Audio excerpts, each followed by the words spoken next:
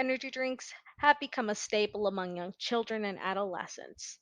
Beverages such as Monsters, Red Bulls, and Bangs can assist with those tiring late night study sessions or just function as a quick pick me up, but it's been shown that energy drinks could cause more harm than good. The massive quantities of sugar and caffeine can place you at risk for cardiovascular problems, type 2 diabetes, kidney failure, and other health hazards, which is why we should push for an age restriction on the purchase of energy drinks to not only protect the most susceptible, but to deter the consumption of energy drinks as well. Now, caffeine is an addictive stimulant, and it happens to be the main ingredient in all energy drinks. What's alarming is that these beverages could have as much as 500 milligrams of caffeine. That's 5 times the amount of caffeine in a cup of coffee. Now, guarana is a native plant of the Amazon and is another main component whose seeds are said to contain about 4 to 6 times more caffeine than coffee beans, making this beverage more potent.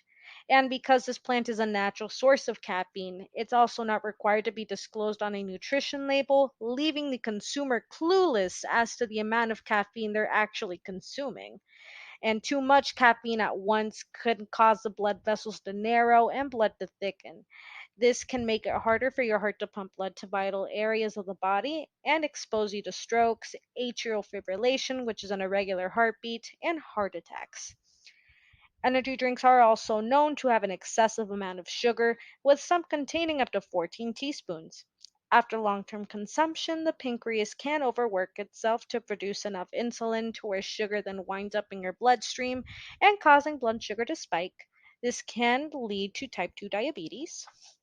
Excessive consumption of energy drinks have also been linked to dehydration, where the kidneys fail to retain fluids and cause frequent urination and leave you dehydrated.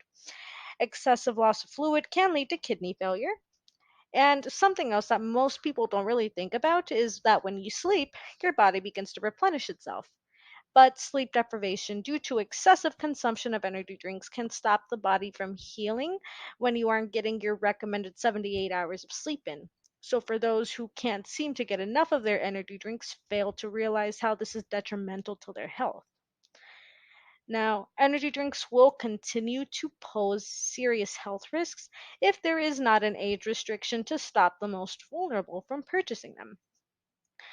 I think it's time that we take matters into our own hands, and if we can get enough people to write to our federal elected officials, the possibility of an age restriction law on energy drinks can become a reality.